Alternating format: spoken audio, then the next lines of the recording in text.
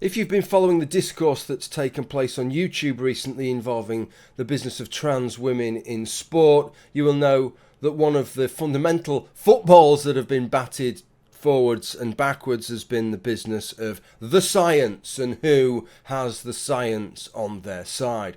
While some of us had already been discussing this subject in some depth, it was really when Rationality Rules made his video on the subject that it got a bit of wider attention, and duly Rationality Rules claimed that he had the science on his side. Essence of Thought responded with a video claiming that the science that Rationality Rules was using was bunk and that he had the true science. And then Dusty Smith made a couple of videos where he claimed that he had held one position but then had gone and read all the science and that his position had shifted. Lots of talk about the science, some mentions of the papers that are involved in the science, but nobody's actually showing you those papers, showing you what is in them in some detail and allowing you to make your own decisions based on that.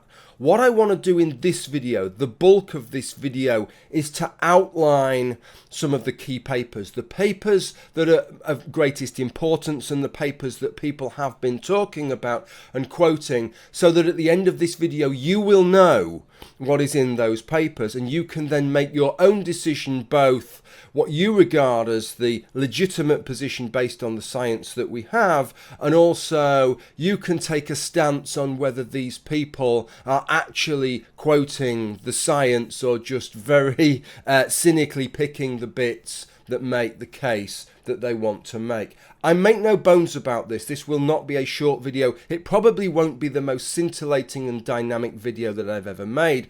But what I will promise you is that at the end of this video, you will know substantially more about what is within these documents than you do at present. But what I want to do before I embark on that quite substantial part of the video, and by the way, if that is the only bit you're interested in, here is a time point so you can jump straight to the papers. Also in the footnotes, I will leave a time point for each individual paper. So if you're just interested in one of these papers, you can go and have a listen to what I have to say about it. But I want to revisit this business of fairness in sport. And the reason is that I think it is critical. If you want to hold a considered, informed opinion on this, you need to understand the concepts of fairness in sport and how it is applied, which is something that I didn't touch upon when I talked about this in the video the other day. Just to recap and generally scope it out again, the business of fairness in sport relies upon the concept of an advantage. Firstly, is there an advantage? And two, is that an advantage that is regarded as fair within the scope of that sport? Of course, that varies from sport to sport. Driving a car is regarded as fair in Formula 1. It wouldn't be for the 100 metres final. Certain things such as training and diet we always regard as fair within the concept of modern sport. Not historically, but within the concept of modern sport. But other things such as performance-enhancing drugs, because they have a deleterious effect, mainly, we clamp down upon. Mechanical aids that are deemed to give an unfair advantage is something that we clamp down upon because they give an advantage and we deem that advantage to be unfair. The key concept that I outlined the other day is that fairness does not require you being better than some other person or being better than everybody else. It doesn't have to promote your performance to be greater than everybody else's. What it has to do is to make you better than you yourself would have been without that intervening factor. That is the concept that is at play there, and I outlined that the other day. But what I didn't really do the other day is give you a concrete example of how that applies to sport. So what I want to do right off the bat is to talk about TUEs, therapeutic use exemptions, and how they are applied within sport with regard to this business of fairness. So how this works is that WADA, the World Anti-Doping Agency, is responsible for curating a list of proscribed substances. These are substances that you either cannot take at all, either because they are performance enhancing or because they mask performance enhancing drugs, or you can only take up to a certain level. Things such as caffeine, you can have a strong coffee before you compete, but if you have more than one strong coffee in a great number of sports, then you could fall foul of a doping offence.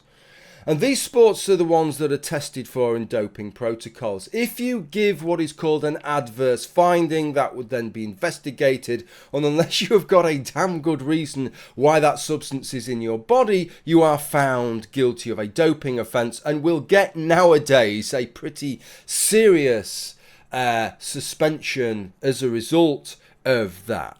But there are situations where those substances can be used if there is deemed to be a legitimate medical need, what is called a therapeutic use, in which case you can apply for what is called a therapeutic use exemption, a TUE, that allows you to use that substance. Indeed, trans men are taking exogenous testosterone to build their levels up to the levels of a typical male. They need to apply for a TUE to take for what would otherwise be a very, very prohibited substance within their body.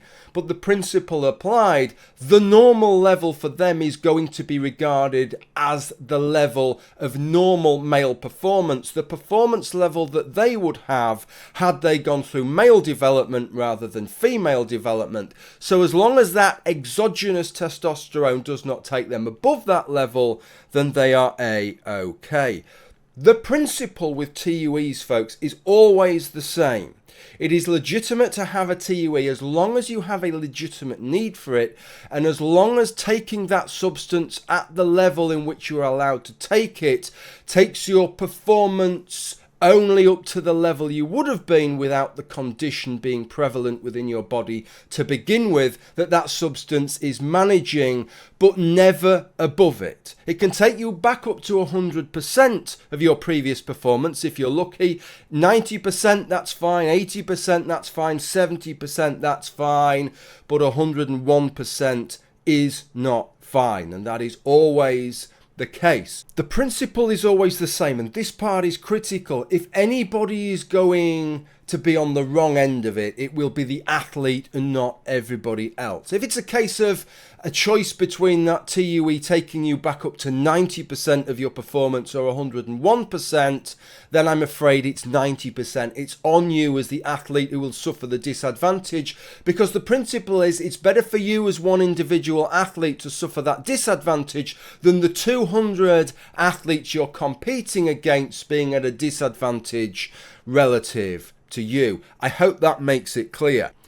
I want to show that this applies to things beyond just performance enhancement and things that you would think of as sort of cheating, because I'm not accusing trans women of cheating here. I want to remind you of the case of Oscar Pistorius. I'm sure many of you remember him, unfortunately perhaps for shooting his wife nowadays rather than anything else, but many of you will remember that he was called the Blade Runner. He is this South African chap whose legs terminate just below his knees, and he ran on these carbon fibre blades that were called Cheetahs, Cheetas, a somewhat unfortunate name given the controversy that surrounded them.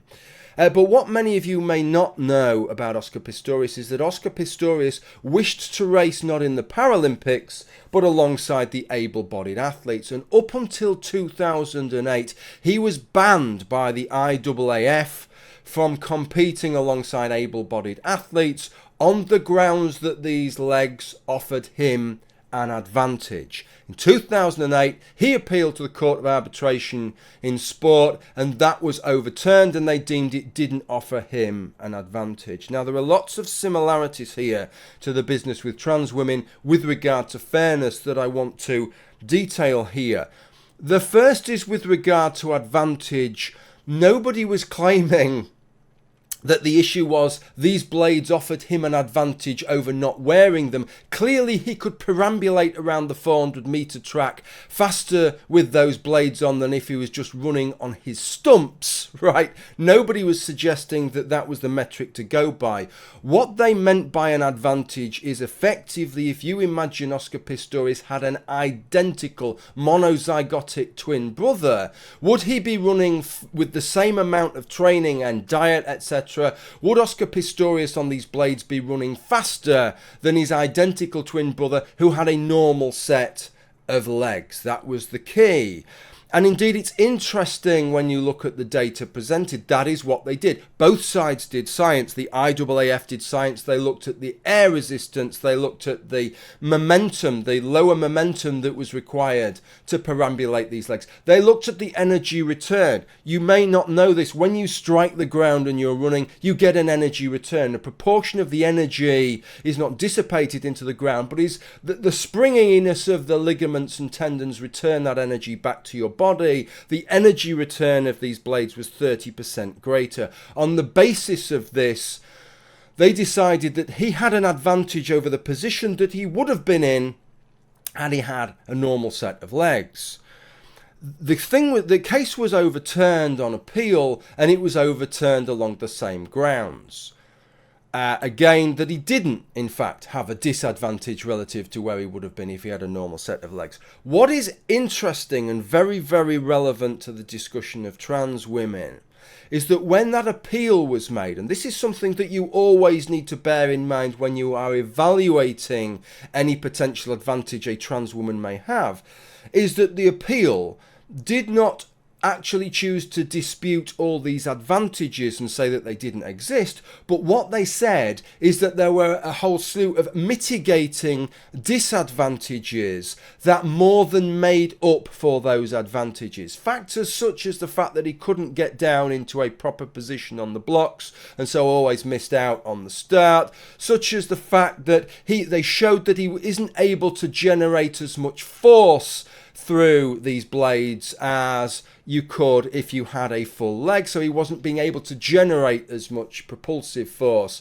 as he moved along. So this is an important point, I think, when we evaluate fairness in these contexts. It's important to look at whether or not you've gone above that threshold of what your normal performance would have been.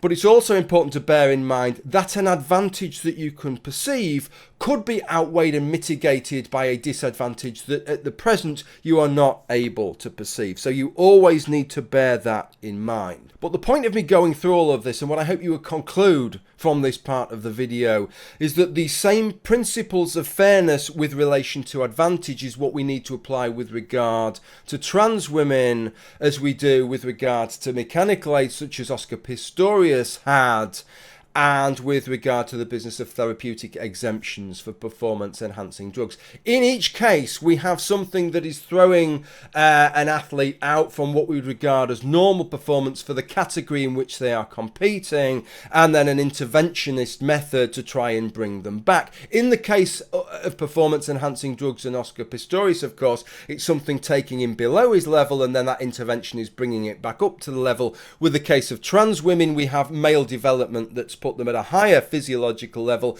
and the intervention is attempting to bring them down, but the principle is still the same. The maximum level they should be at after that intervention is the 100% level in the case of trans women, where they would have been had they not gone through male development but gone through female development in terms of their physiological abilities for the sport in which they are intending to compete. If they're at 90% of that level or 80% of that level, it may be hard luck on them, but that is the way it is. If anybody is going to suffer, it will be the athlete. If they're 101%, then that is no good. Bridging part of the gap downwards is insufficient.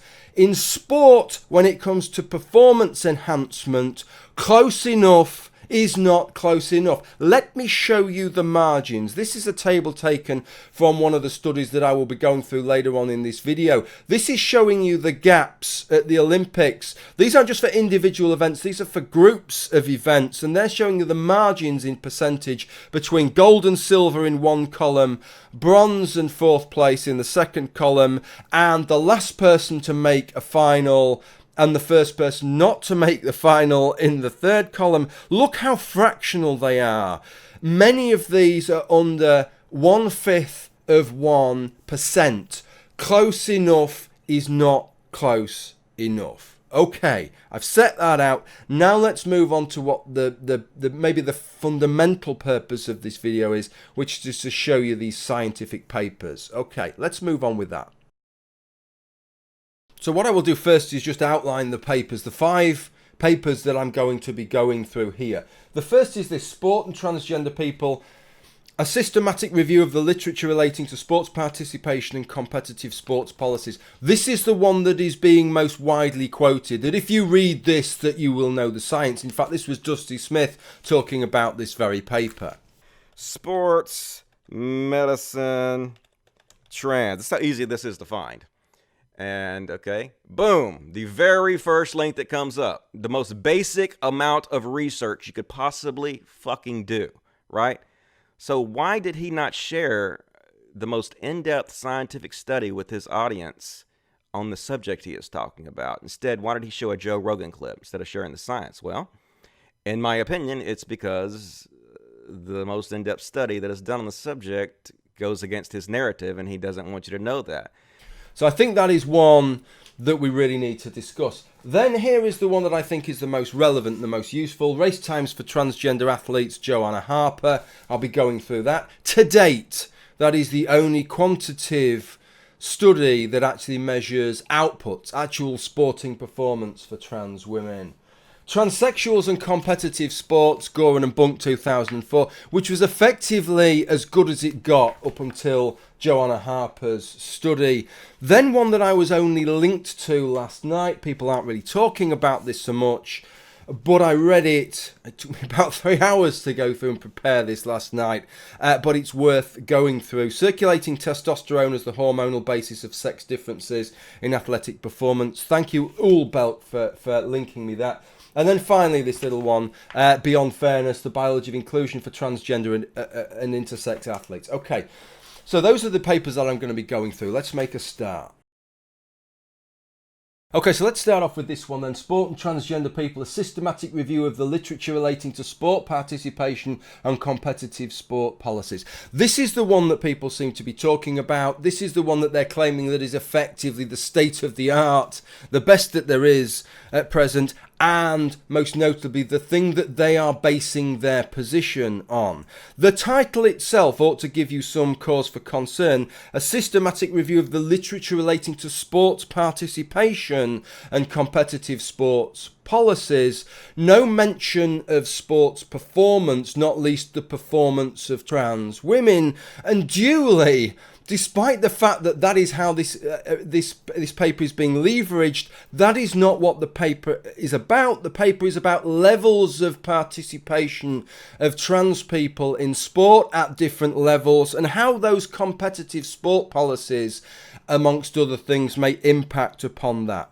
Let me read you the abstract. Background: whether transgender people should be able to compete in sport in accordance with their gender identity is a widely contested question within the literature and among sport organisations, fellow competitors and spectators. Owing to concerns surrounding transgender people, especially transgender female individuals, having an athletic advantage, several sport organisations place restrictions on transgender competitors, e.g. must have undergone gender-confirming surgery. In addition, some transgender people who engage in sport, both competitively and for leisure, report discrimination and victimisation. Objective: to the author's knowledge, there has been no systematic review in the literature pertaining to sport participation or competitive sport policies in transgender people. Therefore, this review aims to address this gap in the literature. So they're spelling it out there. This is about participation and sport policies. It's not really aimed at looking at sport performance. Method: 8 research articles and 31 sport policies were reviewed. Results: in relation to sport-related physical activity, this review found the lack of inclusive and comfortable environments to be the primary barrier to participation for transgender people.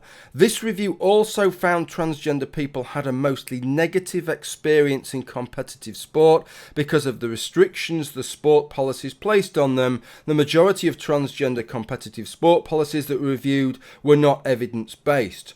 Conclusion: currently there is no direct this is important, there is no direct or consistent research suggesting transgender female individuals or male individuals have an athletic advantage at any stage of their transition, e.g. cross-sex hormones, gender-confirming surgery, and therefore competitive sport policies that place restrictions on transgender people need to be considered and potentially revised. So a little bit of commentary here before I go a little bit further into this paper. They used 8 research articles and 31 sport policies. The 31 sport policies are irrelevant to the discussion we're having. They're relevant to this paper, they're irrelevant to our discussion. What they are telling us is the attitudes of these sporting bodies, whether they believe trans women have an advantage. They're not telling us whether or not trans women have an advantage. So that is spectacularly irrelevant in this paper that everybody is quoting. It's only the 8 research articles that have any basis whatsoever. I propose, and I'll come to those research articles, tell you about them in a few minutes.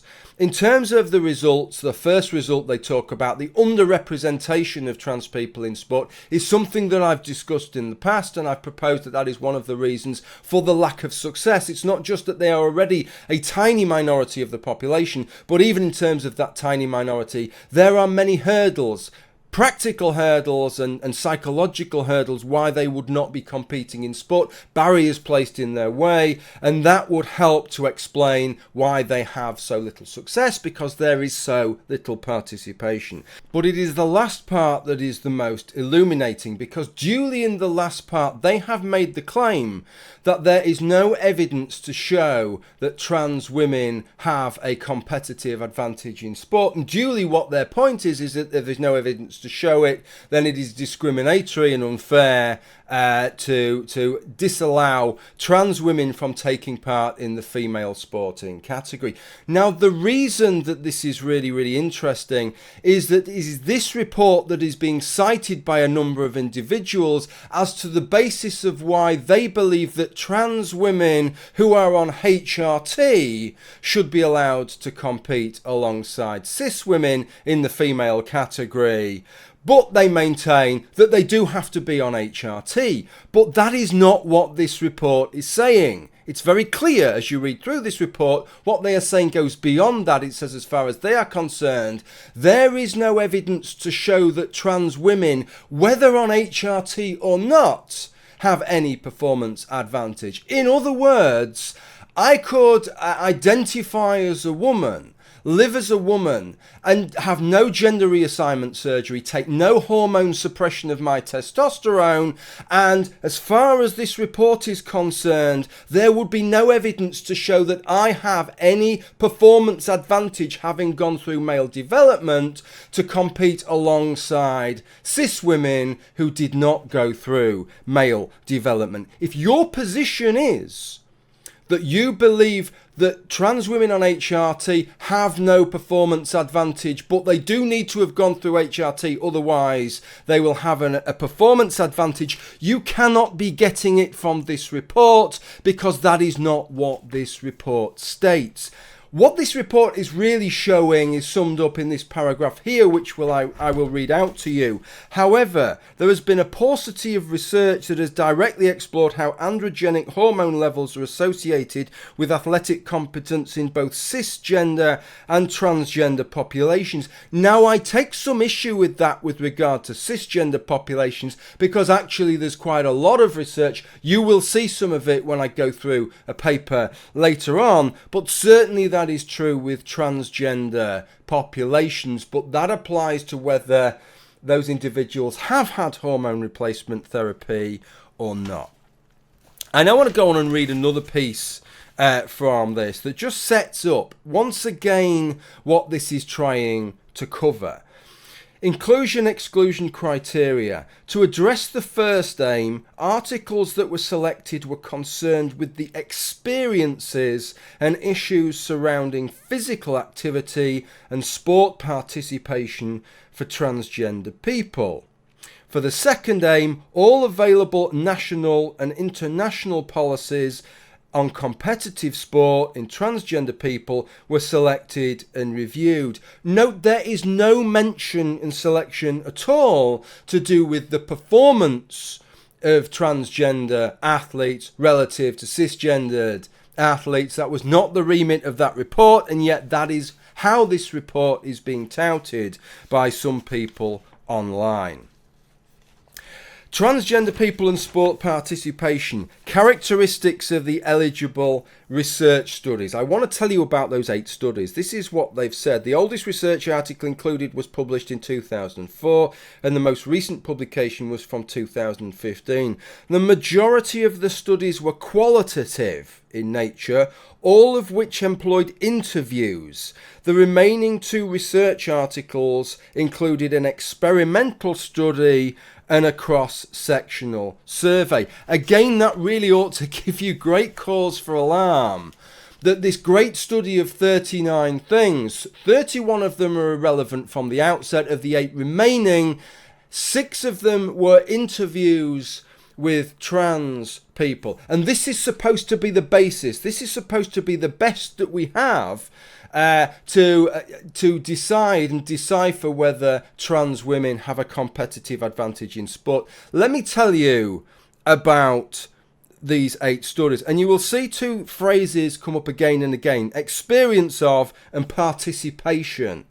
Cordwell, 2012, aimed to explore 2 transgender male individual experiences of sport in an educational and recreational environment. Sample size 2. Does that sound relevant to what we're talking about? Cohen and Semenya, 2008, to explore the experience of a transgender female participating in women's national ice hockey tournaments. Sample size 1. Does that sound relevant to you? Gooren and Bunck, 2004, to explore androgen deprivation and androgen administration in transgender people. 36. Does that sound relevant to you? Well, yes, it does. That is the only one that really sounds relevant, and I will be discussing that one with you down the line. Hargy et al., 2015, to explore transgender people's experiences of sport in relation to social exclusion and minority stress theory. Participants 10. Does that sound relevant to the business of whether trans women have a competitive advantage as a result of male development? No.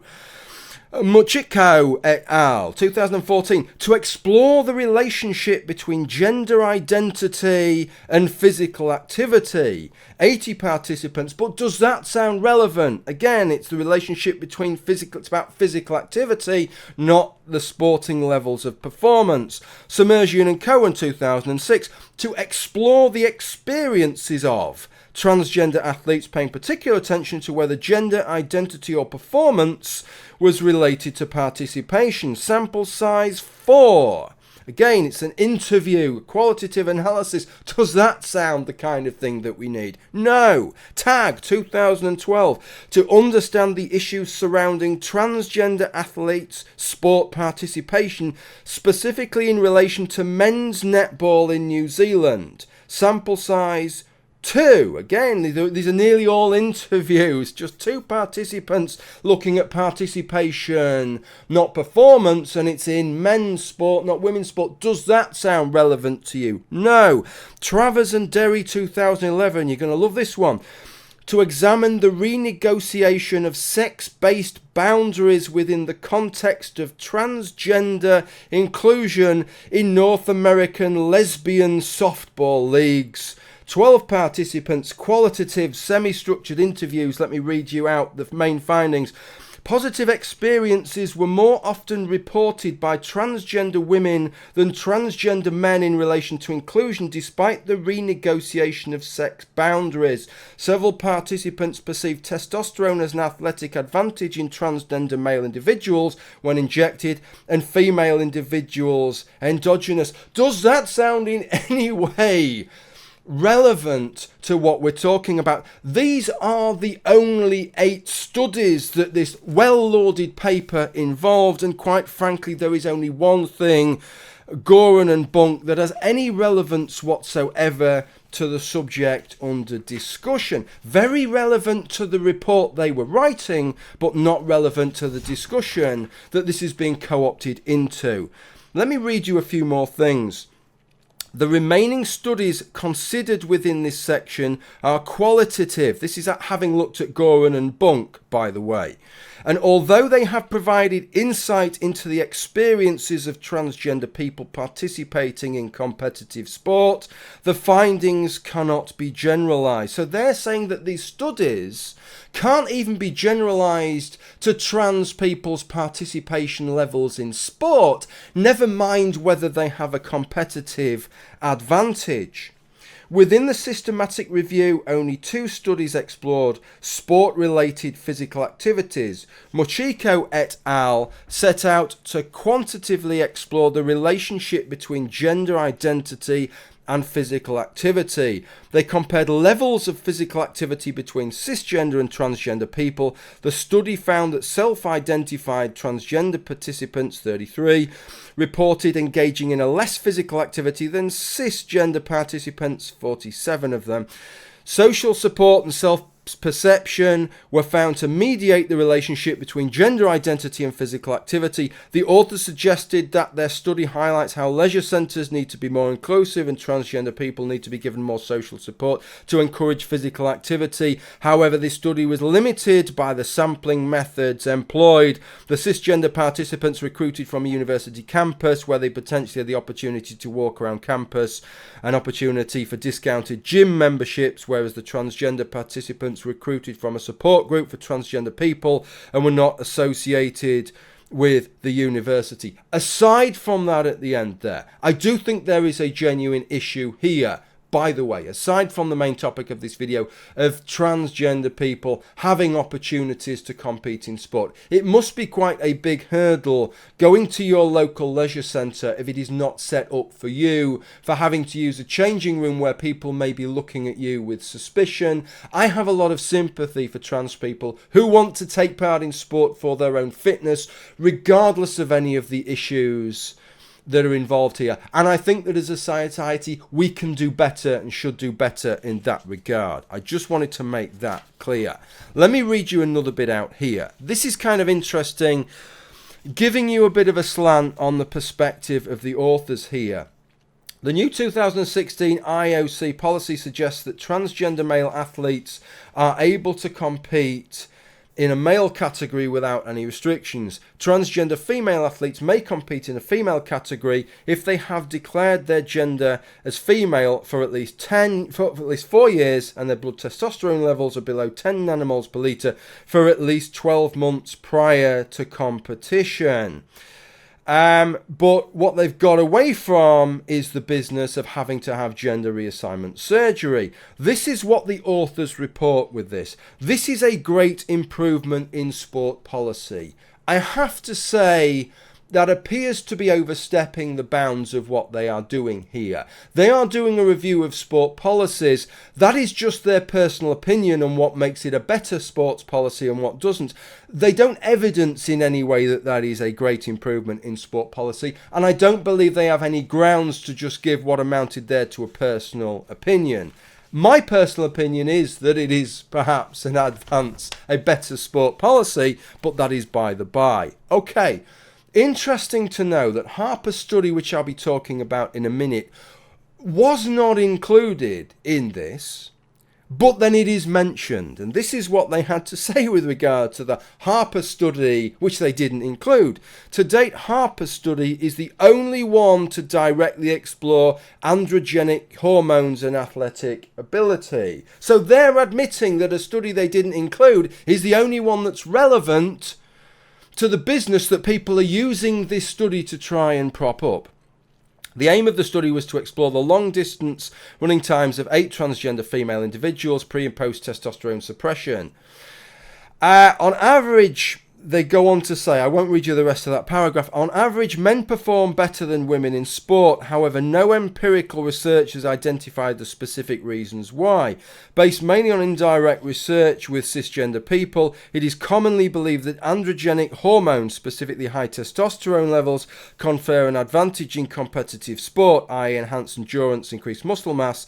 And while this belief has informed several sporting policies, testosterone may not be the primary or even a helpful marker in determining athletic advantage. Now, I disagree with that, and I think one of the studies that I will show you later flattens that effectively. But nevertheless, that is the position of the people writing the report, and despite that, people are waving that report in our faces and saying that is the basis upon which they believe that trans women who are having their testosterone suppressed don't have an advantage, and that they're saying here that they do not necessarily believe that the physiological advantages that you accrue through male development is necessarily based upon testosterone. It just does not add up. So that concludes what I have to say about that report. I think in many ways I am pretty damning of this report, not as a report, but the way in which this report is being touted around as demonstrating something that it was never set out to demonstrate, barely touches upon, and where it does, it ignores a lot of evidence that is actually out there. What I want to do now is to move on to that Joanna Harper report that was mentioned there, and which I believe is entirely relevant and is probably the best document we have to go on right here and now. So the second paper I want to consider is a 2015 paper by Joanna Harper, Race Times for Transgender Athletes. And I think that this is about as good as it gets right now. This is a proper quantitative study that looks at trans women's graded performance both before and after they transitioned.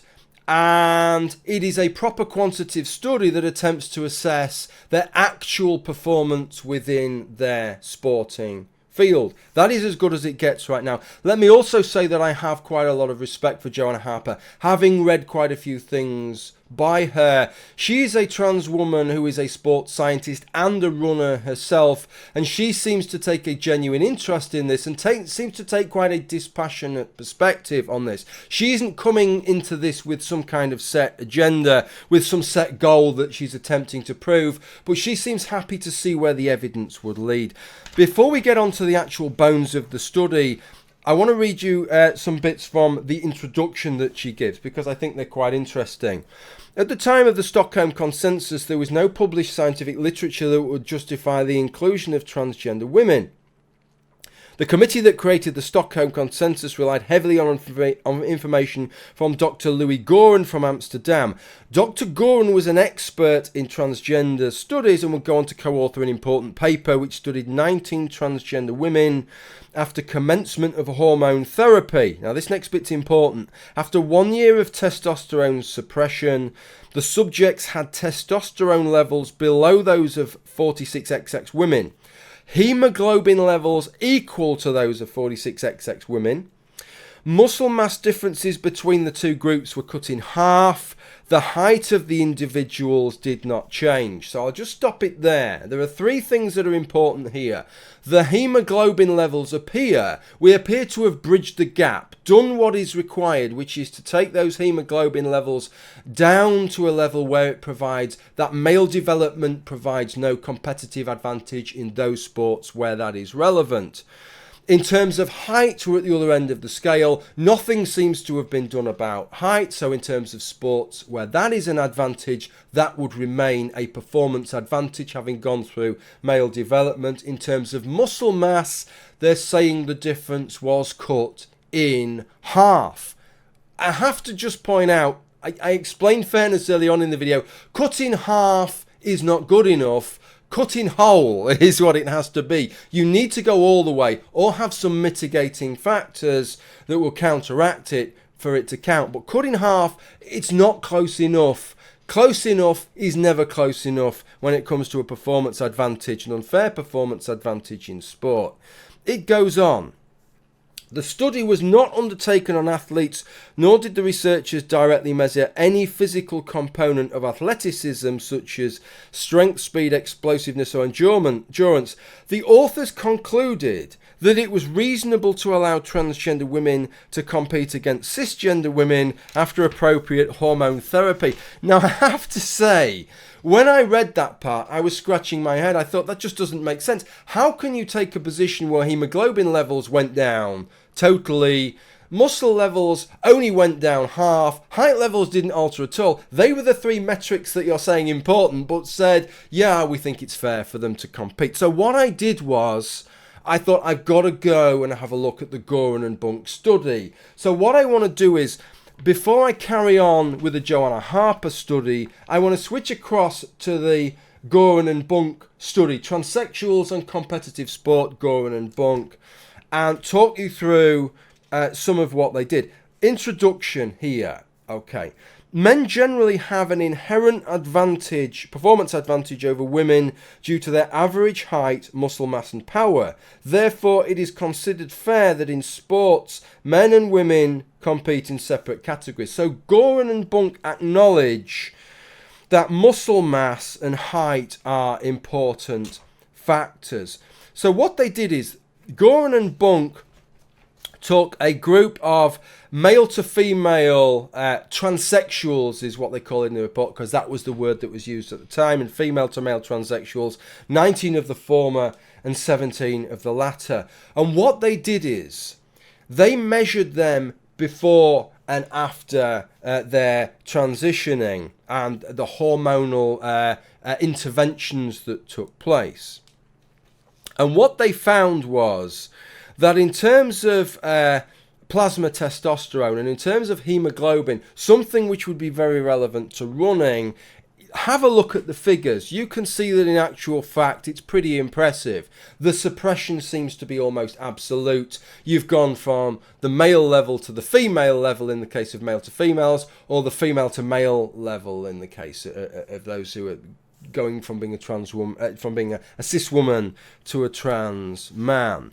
But this is a graph. This is graphically showing you the data here for muscle area. Muscle, what they measured was cross-sectional muscle area for these athletes. Now, the beams show you the range, but what we're really interested in, these are very, very small populations, and so the outliers are really not very significant. What we need to have a look is the standard deviation. So if we strip that away and have a look at the standard deviation bars, strip away the one that we're not really interested in, which is the trans men from this, and what you can see is effectively the top bar represented biological males before hormone suppression, and the very bottom bar represented biological females, and then after hormone suppression that top bar goes down to the second bar. You can see that it's got closer, but it's still, despite an increased area of overlap, it is still absolutely nowhere near being at the point of what we would regard as fairness. This is what they had to say in their discussion. Really interesting, this. The pivotal question is this: can reassigned transsexuals compete fairly with others of their new sex? Our data are limited and do not provide insight into all pertinent aspects. In competitive sports, in all likelihood, small differences may be critical for winning or losing, as I showed in that graph earlier on in the video. Our analysis is not refined enough to detect these small differences, allowing only an approximation. As far as our data allow conclusions, the answer for female to male, that is cis women going to be trans men, is probably yes, provided the administration of testosterone has not generated and does not generate supraphysiological testosterone. Again, that's the principle of fairness, not allowing the level of performance to go beyond which would be a normal level, which in this instance would be for the trans man having gone through male development rather than female development. Again, you can see how that principle of fairness has been applied. Supraphysiological testosterone levels, as these levels and exercise induce a surplus in muscle mass over exercise alone. There is an element, for male to female, there is an element of arbitrariness. There is no conclusive evidence, pro or con, that the perinatal testosterone exposure of men has an impact on future physical traits. Androgen deprivation in male to females introduced a loss of muscle area, but mean muscle area remained larger in reassigned male to female than in untreated female to male, though with an almost complete overlap. Yes, in terms of the small sample, but in terms of the one standard deviation or the means, there really wasn't very much overlap. Significantly less overlap. The overlap between male to female and female to male existed even before cross-sex hormones, although not as extensively as after treatment. In real life, this is interesting, there will always be an element of arbitrariness in the drawing of competitive lines. Different individuals are born with and develop postnatally different potentials. The caprices of genetics and postnatal development will make any form of competition intrinsically unfair at some level. The implication is that all men and women are not born equally endowed for competition in sports. Another consideration is that testosterone-related physical properties are not relevant to all types of sports. So, my reading of this is the authors have said, yes, with regard to those transitioning and becoming men, clearly the introduction of exogenous testosterone is not taking them above the performance level you would see if they had had male development rather than female development, so that's okay. With regards to the female to male, and that is biological males taking hormone suppression and potentially gender reassignment treatment to reduce their testosterone level down, well, yeah, with regard to muscle area, they're still higher up than biological females. And with regard to height, which they didn't even mention in the conclusion, nothing changes whatsoever, despite them saying in their opening paragraph that was important. But hey, sport's kind of arbitrary and everybody's different to one another anyway. So dependent upon what degree of arbitrariness you're willing to accept, yeah, we think it probably is fair. How you draw that conclusion, I do not know. I am kind of staggered by that. Had they said, no, we don't think it's fair based on this limited data, but you might want to do it for social reasons anyway, I would have sort of accepted that a little bit more. You can read into that as you wish. I've shown you the data of their results, so you can decide what you think with regard to that. I want to go back to Joanna's Harper's paper, which I think supersedes that, but it's important you saw that because I think that is a paper for which the IOC and various people have based their principles on for quite some time. Many sports followed the lead of the IOC, and in subsequent years there have been transgender women competing in sports such as golf, cycling, martial arts and basketball. None of these women has been particularly successful at the highest level of sport after gender reassignment, and one could argue that this lack of success over 10 years would be a strong indication of the fairness of permitting transgender women to compete against cisgender women. What I have said why I think there might be something that works against that, the lower levels of participation, but nevertheless it's fair to point out that that is a position that Joanna Harper has tendered as in favour of them not having a competitive advantage, so we need to take that on board in the overall scope of the things that she says. She then goes on to say this: those in favour of allowing transgender athletic participation inevitably point to the fact that every major sporting organisation to look at the issue since 2004 has agreed to allow transgender women to compete against other women. Proponents also will often suggest that science is on their side. However, the only existing published study related to transgender women in sport is the original one by Gooren and Bunck. The science supporting transgender inclusion is very thin indeed. The only study that they had to go on was Gooren and Bunck, and Gooren and Bunck themselves said that the height advantage entirely remains and the muscle advantage is only halved, I will remind you. Okay, let's go on to Joanna Harper's actual study. An interesting study. Just let me say, before I point this out, one thing that Joanna Harper points out, is just how difficult it was. When we're talking about the number of trans women who are actually competing, and I'm saying it's small, it took her 7 years to get the data on just 8 athletes. One of them is because some transgender runners didn't really want to get involved. They wanted to remain anonymous. But the other reason was that there are just so few of them, even in a field such as running, which is a pretty mass participation sport. It took her 7 years just to get 8 samples. Race times method. Race times from 8 transgender women runners were collected over a period of 7 years and, when possible, verified. 7 of the 8 subjects experienced a substantial reduction in running speed upon transition.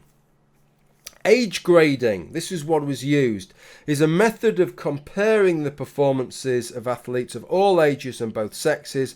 For running events, the athlete's race time is compared to the fastest time ever run by the person of that age and sex, or the age standard, AS. The resultant age grade percentage is obtained from the following formula, and then she lists the formula. So what she's saying is, you take a male athlete of a given age and you see what their best time is at different distances, and you compare that to the best time ever run at that distance, and you see that as a percentage. And then you take the trans woman at her age and compare that to the best female or woman competitor and view that as a percentage. So that age grade, it allows for performances altering at different ages, and it allows for the fact that women run slower than men, females run slower than males, so it gives you a point of comparison. These were some of the tables of data that she come up with, and if you look at the tables of data, it's a pretty impressive result, I have to say. Collectively, the 8 runners had much slower race times in the female gender than as males. Time differences were in fact so great that age-graded performances stayed virtually consistent for the group. So I think it's fair to say that in terms of what Joanna Harper was researching, in terms of distance running, it is probably true that suppressing male hormones down to the levels at which they were suppressed in these candidates bridges the gap and removes that athletic advantage. This is what Joanna Harper had to say. The majority of scientists believe that testosterone is primarily responsible for the difference in athletic results between the sexes. Although there are dissenters, there have been multiple studies on men's and women's testosterone levels with some variation in results, but a typical set of values would be as follows. Men's range 10 to 35, female range 0.35 to 2.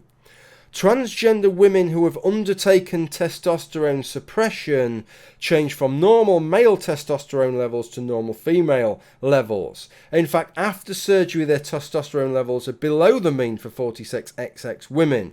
Largely as a result of their vastly reduced testosterone levels, transgender women lose strength, speed, and virtually every other component of athletic ability.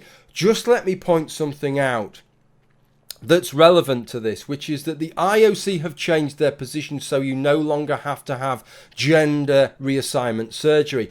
In other words, those 2 lumps that exist beneath a male's legs that pump out all that testosterone no longer need to be extirpated from the body. You can maintain your testes and still compete in the women's category. All you have to have is hormone suppression. This is critical, because whereas previously removing those testes caused those testosterone levels to plummet, now it will be relying entirely upon hormone replacement therapy to do the same thing. So whereas for the sake of the competitors there, they all had testosterone levels below the mean for 46XX women, that is no longer the case. And all it takes is for a competitor to decide not to take all of the suppression hormones that they have been prescribed and to try and swim, to try and surf just below the 10 nanomole level, something that they could not have done before without taking exogenous testosterones to make up for their body effectively not manufacturing any testosterone anymore. That is a significant difference, and that would be evidence to support reducing that level down to 5 nanomoles. And indeed, Joanna Harper is one of the advocates of reducing the level down from 10 nanomoles to 5 nanomoles. You can probably see why Joanna holds that position now. Okay, but you can see that this is a really, really interesting study with relation to that. She goes on to say, collectively, the 8 runners were much slower in the female gender, slow enough, in fact, that their age-graded performances were almost identical to their male AGs. 2 of the runners had higher average AGs in male gender than in female gender, while 1 runner had higher female AGs than male ones. The changes of the age grades for these runners mirrored changes in their training habits. Okay, the last bit that I want to read you from this is really important. I told you this is the best study, but it's important that it is not over-applied. It applies to distance running, a field where hemoglobin and all those factors related to endurance and the cardiovascular system are of critical importance, but things like muscle mass and height are not relevant. This is what Joanna Harper has to say in her own report, and this is important for people who are overextending the relevance of this. This is what she says. It should be noted that these results are only valid for distance running. Transgender women are taller and larger on average than 46XX women. And these differences probably would result in performance advantages in events in which height and strength are obvious precursors to success, events such as the shot put and the high jump. Conversely, transgender women will probably have a notable disadvantage in sports such as gymnastics, where greater size is an impediment to optimal performance. So not only does Joanna Harper say, don't use this and apply it to other sports, in her opinion, simply suppressing endogenous testosterone does not bridge the gap in those events where strength or height would be an important precursor to success, in Joanna Harper's own words. I think that is really important when evaluating that. Okay, let's move on to the next one. You still with me? Okay, I did warn you it would be heavy going, but I hope you're getting something out of this. The next one that I want to go to is one that I was only linked to yesterday. It's a 2018 study. It has some relevance to what we're talking about. Not specifically is it dealing with trans women in sport, but it's dealing with the business of testosterone in women's sport and the effect that it has both during male development and how that differentiates male development and sporting performance following male development from female development, and recommendations. In fact, this report recommends reducing the limit for women's sport down from 10 nanomoles to 5 nanomoles. This is the paper, Circulating Testosterone as the Hormonal Basis of Sex Differences in Athletic Performance. A paper from last year, 2018, Handelsman, Hirschbergand and Bermon. And whilst this paper is mainly relevant for female athletes with conditions, disorders of sexual development, it does have some basis in terms of what we've been talking about. And one thing that I will say right from the get-go with regard to this, because this may be a report that you hear quoted in the future as asserting that effectively all you have to do is remove the endogenous testosterone and that magics away all the differences. Just be aware of what this report actually says, because it is very easy to misinterpret what is being said in this report, because what this report talks about is the effects of circulating testosterone. And it was easy to misrepresent or misunderstand that as the testosterone you have in your system here and now, where it is quite clear in this report by circulating testosterone effects on the body, they're talking about not just the effects that are being maintained by your present testosterone levels, but also things such as height that cannot be undone, cannot be wound back simply by reducing the amount of testosterone in your system. But what they're saying is it is circulating testosterone in your past during your pubertal development that accounts for the greater height you are liable to have as a male than a female. Just be aware of that in case you hear about this study in the future. This is what it has to say. I'm going to read you quite a few things from this study because I think it's quite enlightening the way that they frame some of it. This is what they start off with.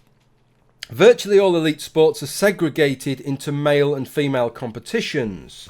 The main justification is to allow women a chance to win, as women have major disadvantages against men who are on average taller, stronger and faster. So again, they're recognizing that height is important and that strength is important, as well as these cardiovascular factors, and of greater endurance due to their longer, stronger muscles and bones, as well as a higher circulating hemoglobin level.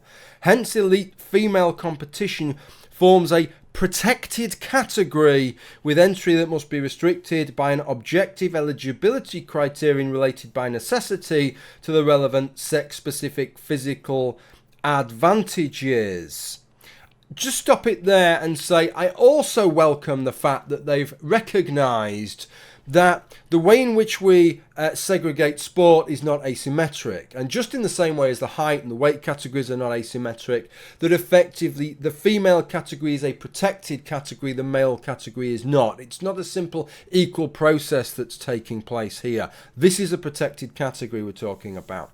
The practical need to establish an eligibility criterion for elite female athlete competition led the International Association of Athletic Federations to establish a rule in 2011, endorsed by the International Olympic Committee in 2012, for hyperandrogenic women. That IAAF regulation states that for athletes to be eligible to compete in female events, that athlete must be legally recognised as a female and, unless she has complete androgen insensitivity, maintain serum testosterone less than 10 nanomoles per litre. That IAAF eligibility rule was challenged by an athlete at the Court of Arbitration in Sport, which ruled in 2015 that, although an eligibility criterion was justified, there was insufficient evidence of the extent of the competitive advantage enjoyed by hypoandrogenic athletes who had circulating testosterone above 10 nanomoles per litre over female athletes with circulating testosterone in the normal female range. The Court for Arbitration in Sport suspended the rule pending receipt of such evidence. In that context, the present review presents the available evidence on the hormonal basis for the sex difference in athletic performance. It concludes that the evidence justifies a revised eligibility criterion of a threshold circulating testosterone concentration of 5 nanomoles. Okay, so they're not just justifying the position of the IAAF, they are going a stage further and saying 5 nanomoles ought to be the limit. Let me read you some more of what they had to say, because some of it is relevant to the discussions that we've been having. The terms sex and gender are often confused and used as if interchangeable. Sex is an objective, specific biological state, a term with distinct fixed facets, notably genetic, chromosomal, gonadal, hormonal and phenotypic, including genital sex, each of which has a characteristic defined binary form. Whereas all facets of biological sex are almost always aligned so that the assignment of sex at birth is straightforward, rare instances in which two or more facets of biological sex conflict constitute an intersex state, now referred to as disorders or differences of sexual development. Just let me say, if you are interested in some of these disorders of sexual development, how they impact upon people who are competing as women, this report is excellent, and it is a whole section that goes one by one through those different disorders and how they manifest and the implications that they will have for athletic performance. It is a very, very good study in that regard. It carries on. In contrast, gender is a subjective, malleable, self-identified social construct that defines a person's individual gender role and orientation. Prompted by biological, personal and societal factors, volitional expression of gender can take on virtually any form limited only by the imagination, with some individuals asserting they have not just a single natal gender but two genders, none, a distinct third gender, or gender that varies fluidly from time to time. Hence, whereas gender is usually consistent with biological sex as assigned at birth, in a few it can differ during life. For example, if gender were the basis for eligibility for female sports, an athlete could conceivably be eligible to compete at the same Olympics in both female and male events. These features render the unassailable personal assertion of gender identity incapable of forming a fair, consistent sex classification in elite sports. The strongest justification for sex classification in elite sports is that after puberty, men produce 20 times more testosterone than women. The striking male post-pubertal increase in circulating testosterone provides a major ongoing cumulative and durable physical advantage in sporting contests by creating larger and stronger bones, greater muscle mass and strength, and higher circulating hemoglobin, as well as possible psychological, in brackets behavioural differences. In concert, these render women on average unable to compete effectively against men in power-based or endurance-based sports. Sex classification in sport therefore requires proof of eligibility to compete in the protected female category. This deceptively simple requirement for fairness is taken for granted by peer female competitors who regard participation by males or athletes with physical features closely resembling males as unfair. It then goes on a little bit later. Most recently, the increasing assertion of gender self-identification as a social criterion has further challenged the hegemony of biology for determining sport sex, Coleman's apt term. Allowing subjective gender self-identification to become the sole criterion of sport sex would allow for gaming and perceptions of systematic unfairness to grow. The case for women's sport being defined by sex rather than gender, including the consequences of acceding to gender-based classification, has been outlined. See reference 9, in arguing the importance of proper medical management of athletes intending to compete in female events. Now, the reason that I wanted to read that out to you is because I think that is making the case pretty forcefully, pretty eloquently, and in a proper scientific paper as why the relevant metric, the relevant datum point upon which we segregate our sport is biological sex rather than gender identity. I have lost count of the number of people who have claimed to me that that in itself is intrinsically transphobic, that segregating sport on anything other than gender identity is intrinsically a transphobic position to take, and to be taken, and clearly obviously taken, for all the wrong reasons. I think this report is laying out why that is the relevant metric. It is the most sensible metric. It may not be in other aspects of society. I'm on board with that in most aspects of society. I think gender identity is much more relevant than biological sex. But in sport, I side with this report that that is the relevant metric. What it then goes on to do is to start talking about testosterone and the effects of testosterone on the body. And then it starts to talk about the effects of testosterone reduction, and that is a piece that I want to read out to you.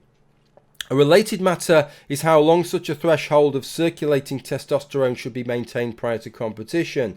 In both intersex, DSD and transgender individuals, the developmental effects of adult male circulating testosterone concentration will have established the sex difference in muscle, hemoglobin and bone, some of which are fixed and irreversible, bone size, and some of which is maintained by the male circulating testosterone concentration, muscle, hemoglobin. The limited available prospective evidence from initiation of transgender cross-sex hormone treatment suggests that the advantageous increases in muscle and hemoglobin due to male circulating testosterone concentrations are induced or reversed during the first 12 months, and the androgenic effects may plateau over time. Notice what it says. It says that the reversal takes part in the first 12 months and plateaus. What it is not saying, just be aware of that, is that in each and every case the reversal is absolute, and that it is taking somebody who's gone through male development to the situation for a trans woman as had they gone through female development instead. What it is saying is however far they're going to go along that track, after 12 months, that's about as far as they will get. This is a very, very weighty piece of work.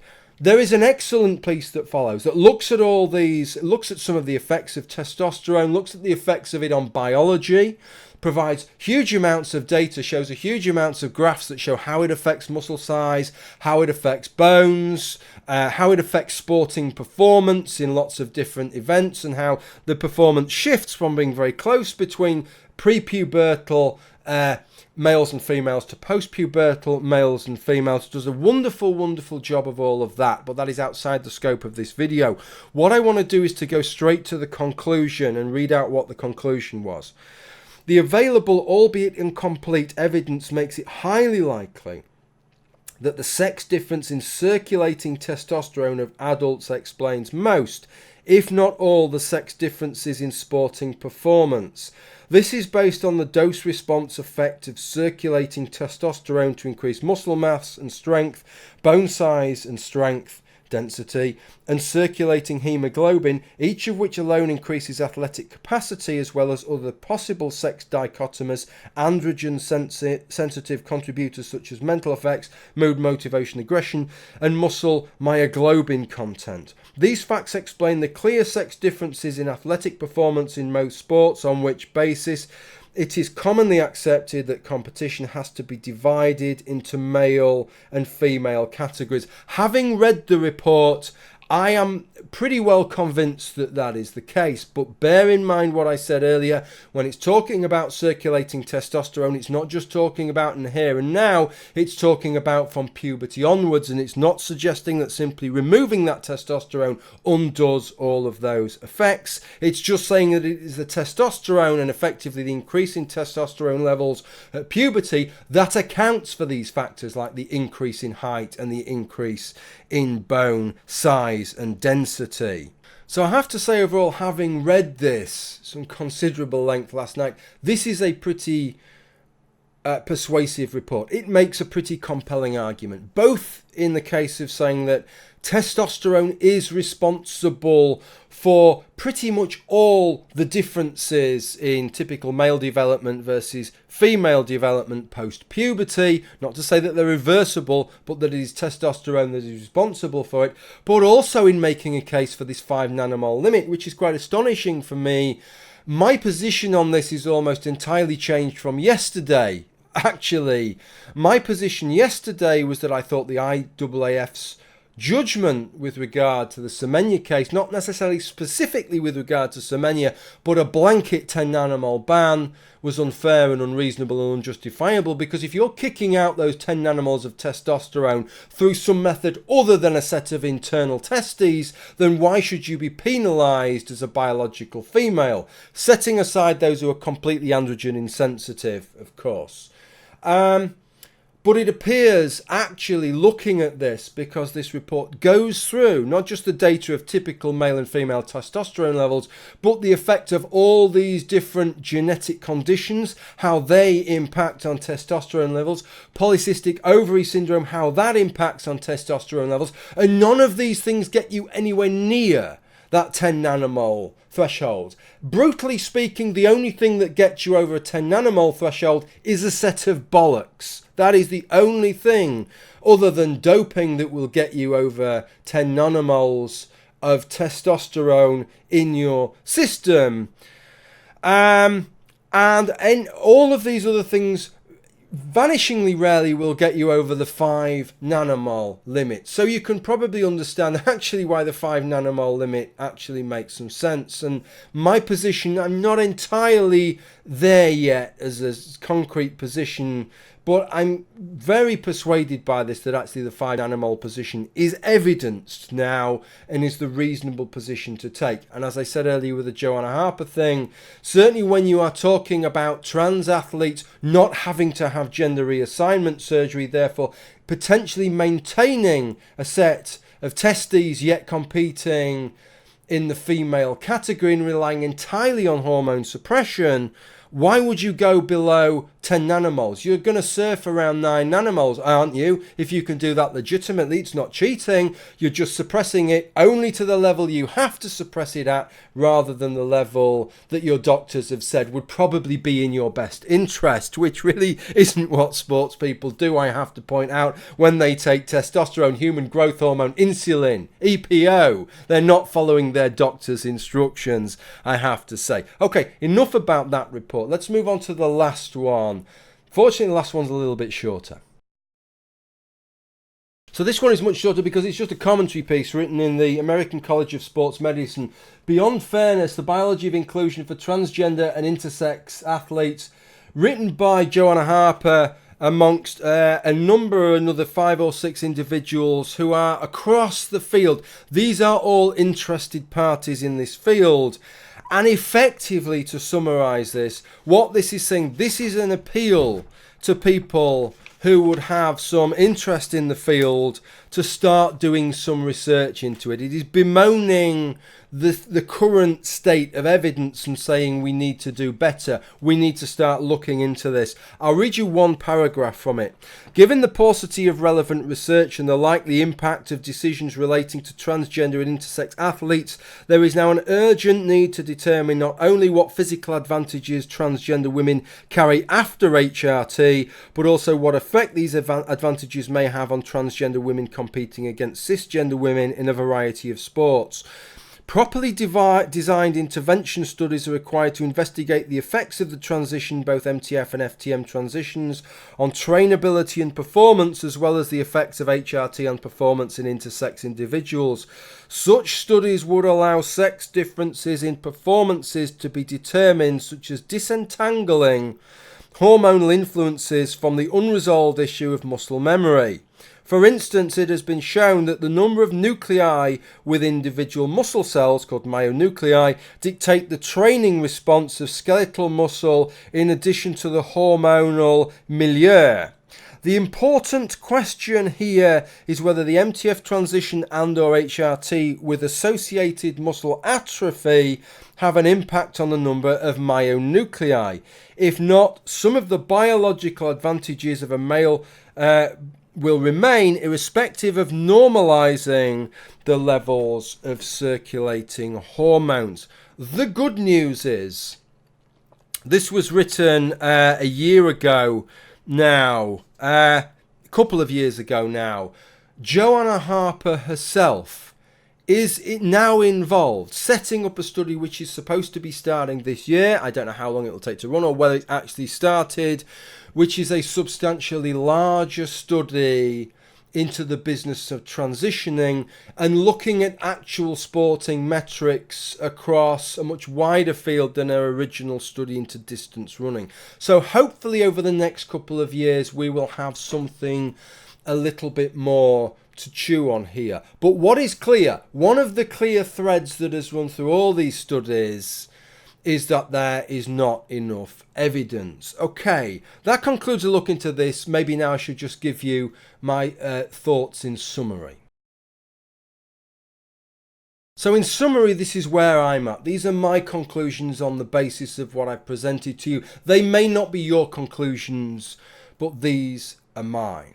That clearly hormone therapy suppressing the endogenous testosterone levels of trans women in some areas, in some aspects such as hemoglobin level, goes as far as it needs to go, which means that in some sports it may very well be the case that trans women can compete entirely on level terms with cis women as long as their levels are suppressed to a significant degree, such as they are now, below 5 nanomoles per litre. However, it is undeniably true, I would say, that there are some other metrics, some other physiological metrics that are not suppressed, height being the most obvious of them, and in the disciplines where those are advantageous, that will provide an undeniable performance advantage for the athlete. Now it remains to be seen, it remains also to be demonstrated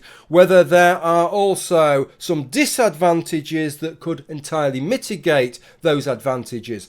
But the situation as is that it's not for the sporting world to prove that those disadvantages could not possibly exist. It is for somebody to demonstrate that they do exist, in just the same way as it was incumbent upon Pistorius to show that there were disadvantages to his blades as well as the advantages that had already been uncovered. I think it is fair to say that in basketball, where the average height of an NBA player is 6'7", and less than 1 in 1,000 of the male population is that height height plays a pretty big part in selection for that sport. I am not 6'7". I am nowhere near that height. I am 6'2", but 6'2" is the equivalent height to 6'7" for a biological female. I think you can conclude from that if I was to transition into a woman, even if I was to take hormone therapy, on the basis of that height, I would have a significant advantage over where I would have been, which would have been 5'9", had I had normal female development rather than normal male development. That's where I'm at with regard to that. I think every sport is effectively going to have to arrive at its own conclusion if we remain under the present zeitgeist. And it's going to get tremendously complicated. In some sports where there are multiple roles, perhaps on the rugby field, for example, you may even have to have a different set of parameters for different positions. A front row and a prop, a second row, may have to have different sets of guidelines to one another. It gets horribly complicated there.